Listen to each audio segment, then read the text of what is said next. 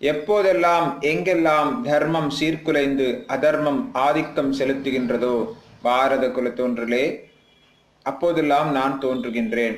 எப்போதெல்லாம் எங்கெல்லாம் தர்மம் சீர்குலைந்து அதர்மம் ஆதிக்கம் செலுத்துகின்றதோ பரத குல தோன்றலே, அப்போதெல்லாம் நான் தோன்றுகின்றேன்.